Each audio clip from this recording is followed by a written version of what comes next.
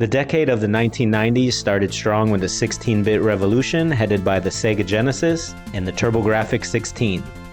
By the time the decade finished, we had the Sega Dreamcast. This was quite the time of change and advancement in technology, and it was such a great time to see these changes firsthand. As I reflected on this, it had me wondering what were my favorite games during this unforgettable and remarkable time period. Thought to myself the easiest way to break this down would be by each year of this golden era and narrow down my choices. The decade had to start somewhere in time, and that somewhere was in 1990. In this episode, we're going to look at 5 games released in 1990 for the arcade, the Nintendo Entertainment System, the TurboGrafx 16, and the Sega Genesis.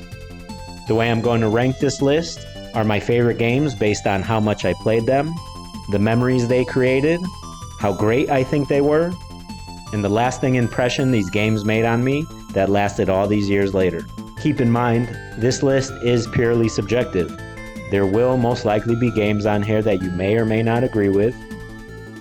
Out of everything, the arcade was the easiest for me to pick my 5, but the Nintendo and TurboGrafx 16 was a bit more difficult because there were so many great titles released, but the most difficult was for the Sega Genesis.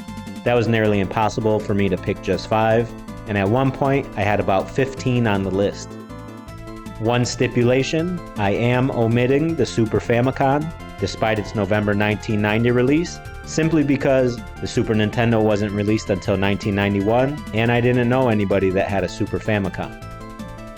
It's about that time again. Sit back, relax, as we embark on this retro-powered rewind, traveling back to the future to 1990. Before we start the official list, here are our honorable mentions.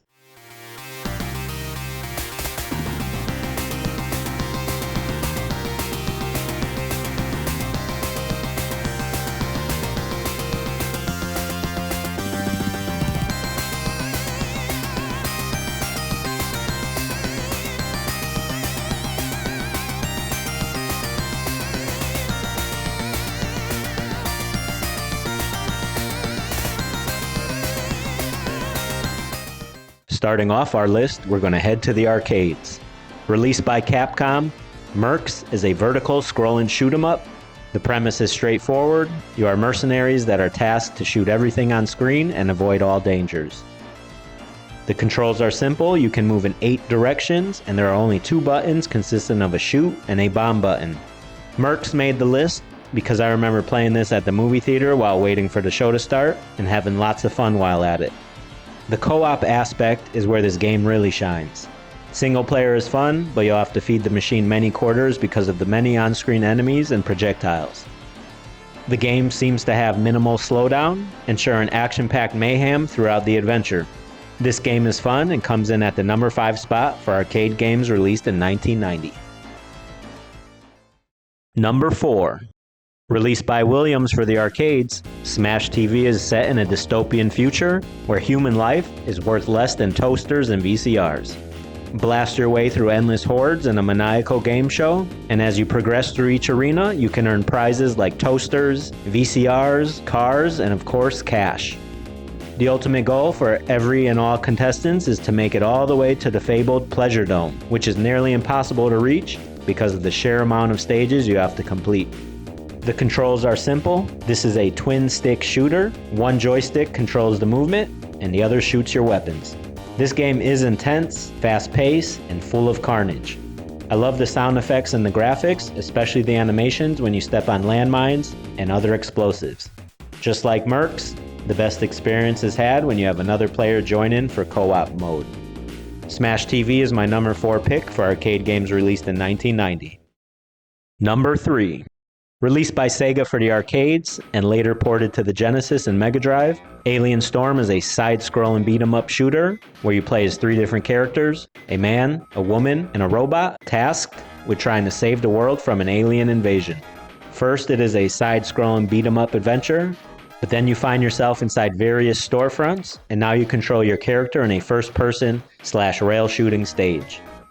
The graphics look great, and I always enjoyed how the aliens hide in mailboxes, trash cans, and other spots where you least expect them to be. Each character has an attack and a super move button. My favorite is when the woman drops a nuclear bomb on the screen, wiping out all the enemies. Alien Storm is a great blend of sci-fi and horror, which is my favorite genre. The aliens in this game always made me laugh, the way they are tormenting all of the citizens throughout the stages. These aliens are straight up a bunch of a-holes, messing with everyone. Alien Storm is ranked as my third best arcade game of 1990. Number 2. Capcom released Magic Sword in the arcades, and now we had another great Conan-esque arcade adventure to throw quarters at over and over again, besides Golden Axe. In this hack and slash adventure, make your way through the tower, floor by floor, rescuing your allies that are locked up. Once you rescue your allies, you can recruit any of them to help in your fight. Your allies consist of an Amazon, a giant, a knight, a lizard man, a priest, a thief, a wizard, and of course, a ninja. The controls are perfectly simple and responsive. You have a jump button and an attack button.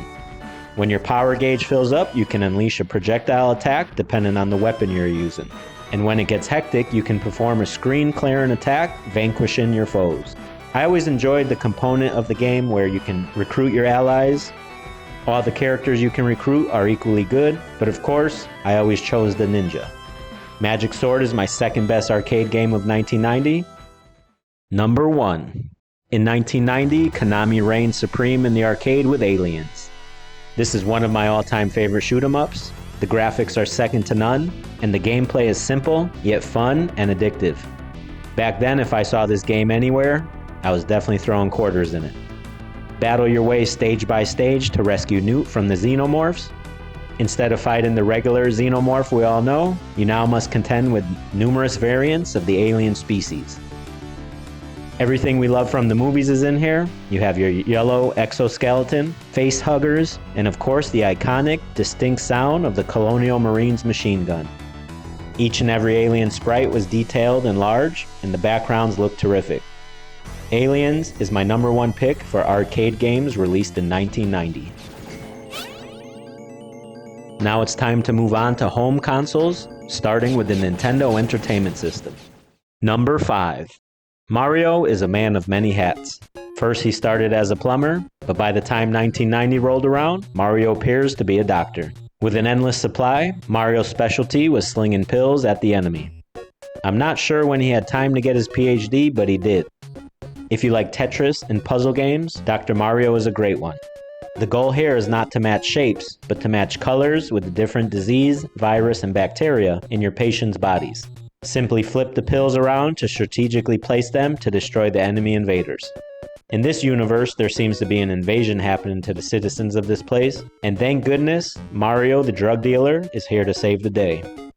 Dr. Mario is fun and addictive, with music that sets the tone perfectly. The graphics are great for what it is, and this is the type of game to pick up and play randomly when you have an hour or so to chill out, relax, and have fun. Just like any other puzzle game, as the stages progress, so does the difficulty. Dr. Mario is my 5th best NES game of 1990. Number 4. Ninja Gaiden is back with another outing of punishment. Fun and exciting adventure. Play as Ryu Hayabusa and attempt to defeat your enemies and prevent the Gate of Darkness from opening. The gameplay is fast-paced and essentially the same as Part 1, but Ryu has 2 new abilities that help you navigate the stages more efficiently. You now have the ability to climb up and down walls and ceilings without having to do the tedious jump out and up maneuver, and you can attack with your super moves while attached to walls or ceilings. These new skills are a much welcome addition to your arsenal. As with the first game in the series, there are plenty of cinema displays that look absolutely amazing, just like an anime. In addition, the graphics are upgraded a bit, and you can see this in the backgrounds and character sprites. The music is excellent, and the tunes are catchy and set the tone for each stage perfectly.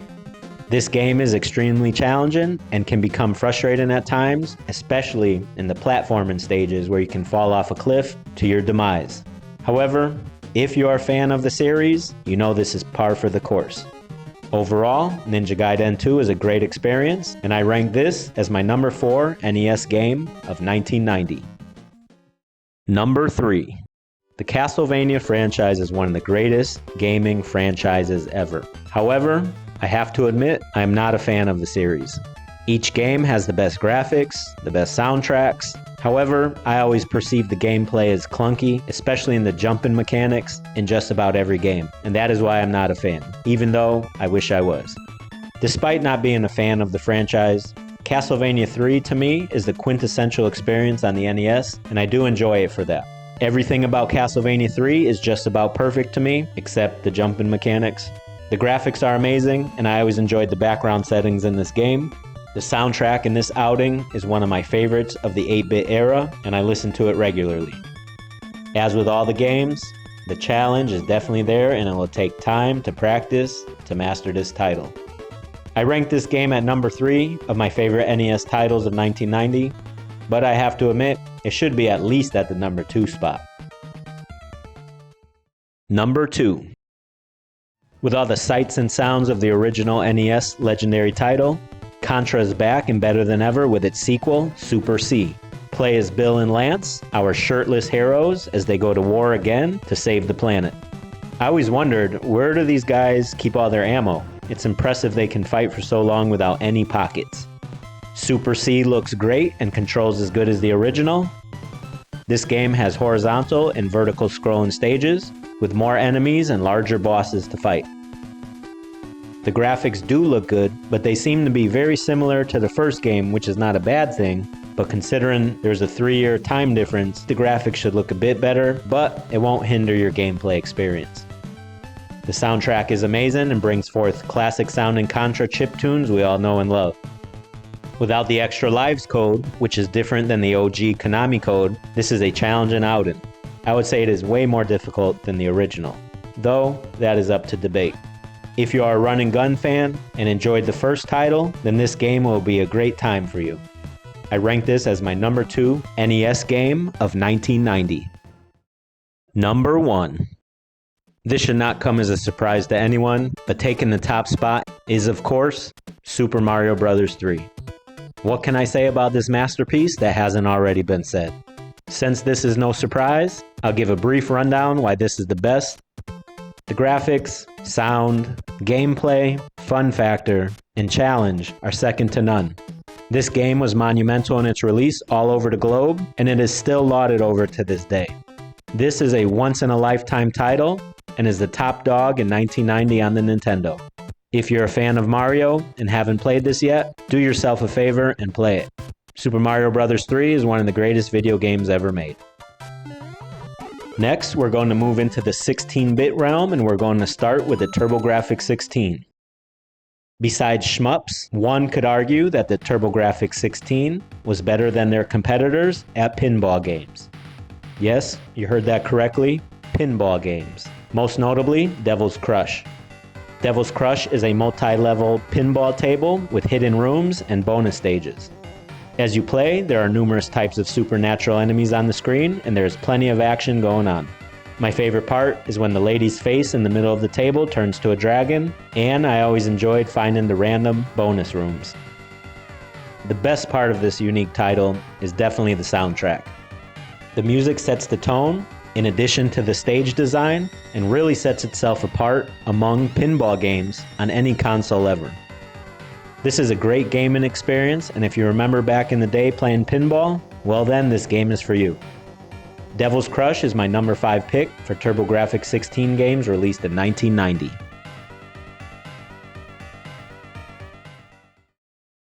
Number 4.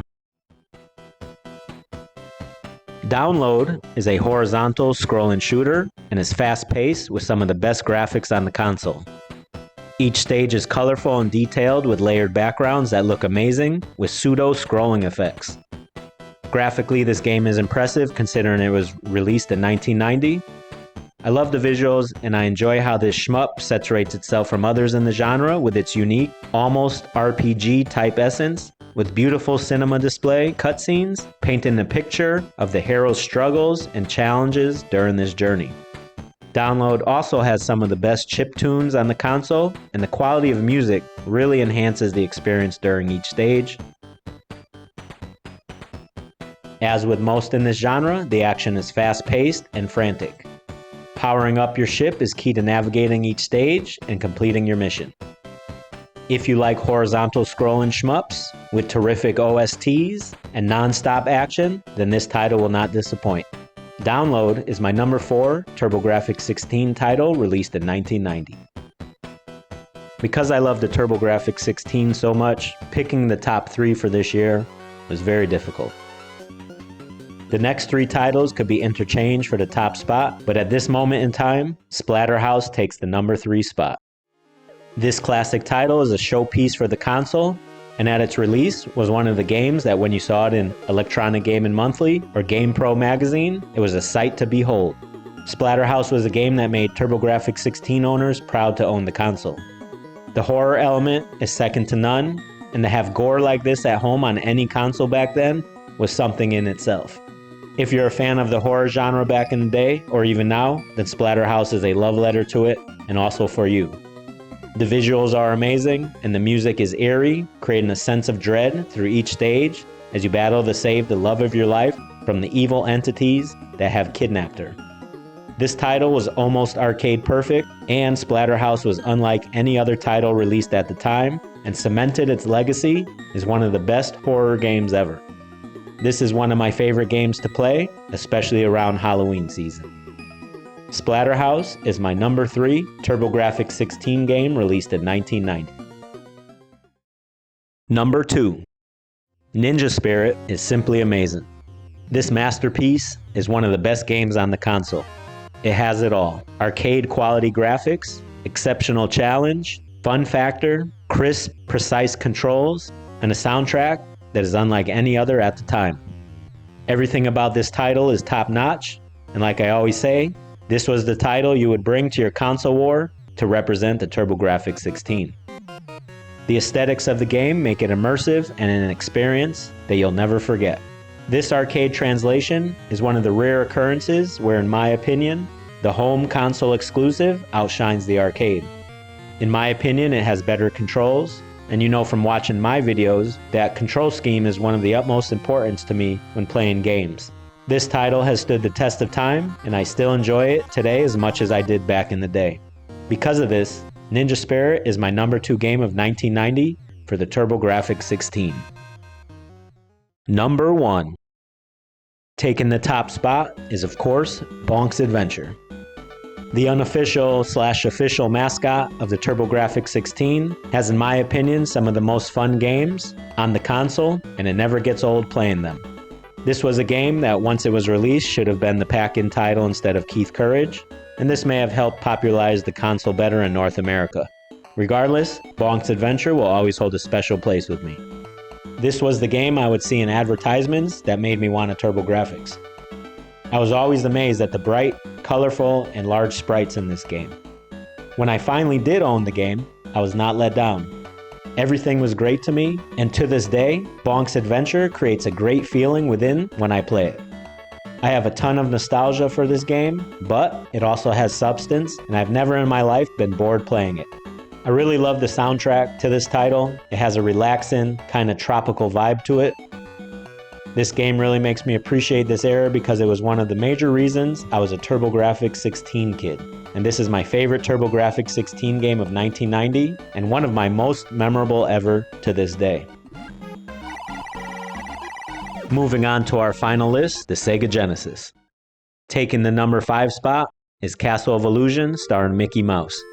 In this platforming adventure, play as Mickey and jump, climb, and swing your way to rescue Minnie Mouse, who is kidnapped by the evil witch.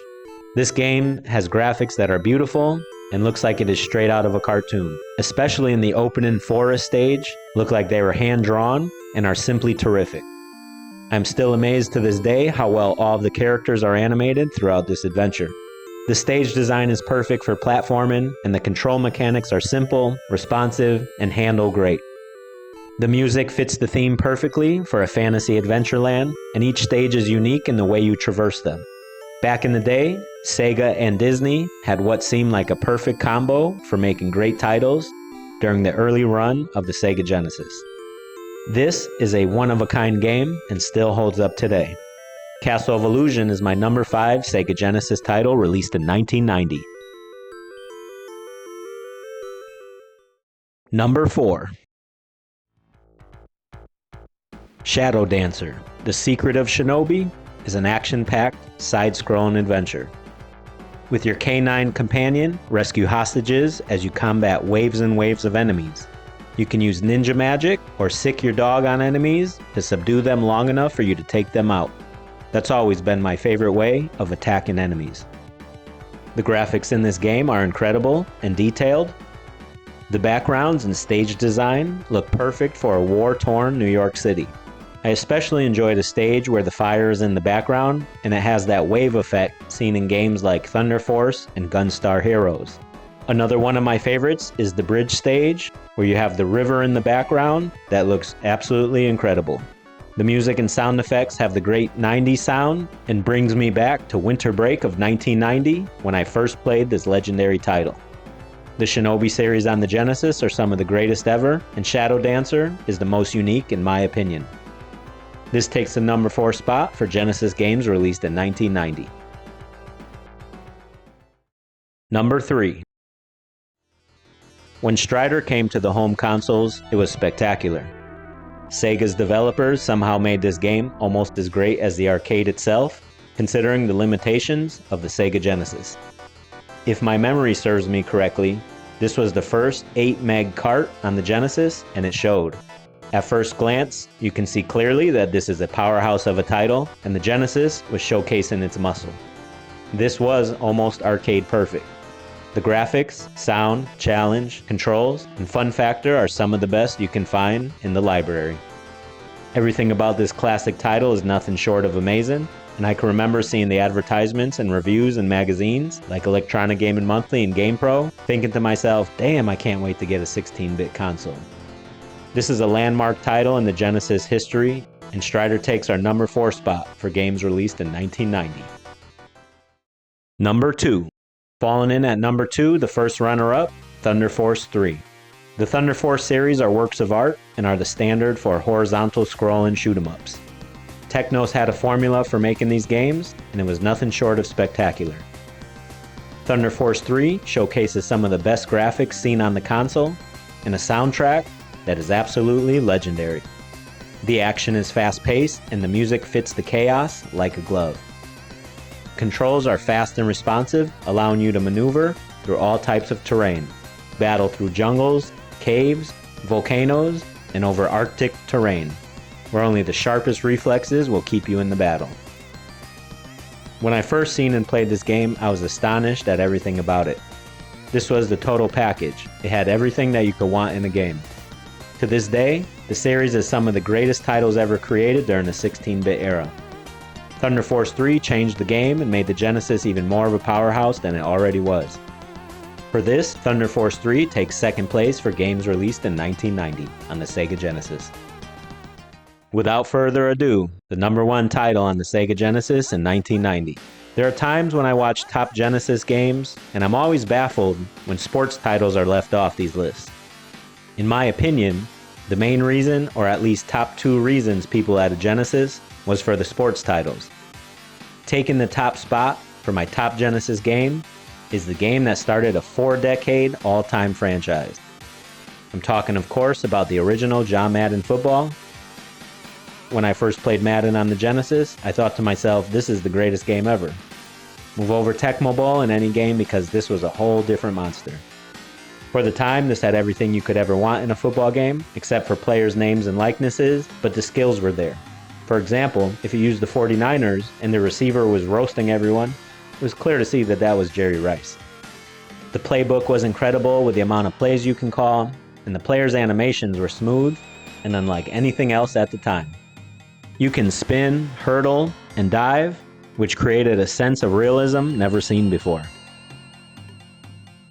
We saved the best for last of this list, and for this, John Madden Football is my number 1 game for the Sega Genesis in 1990, and the overall best game of that year.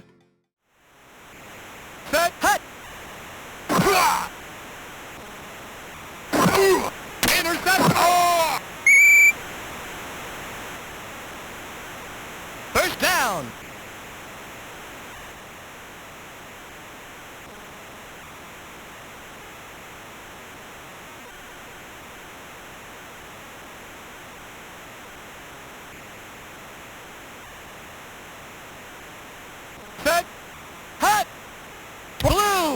46, 44. Hut.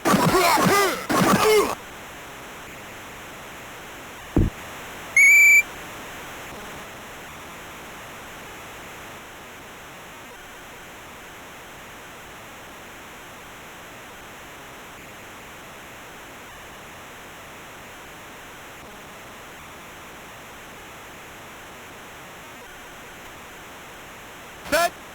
47. Hut.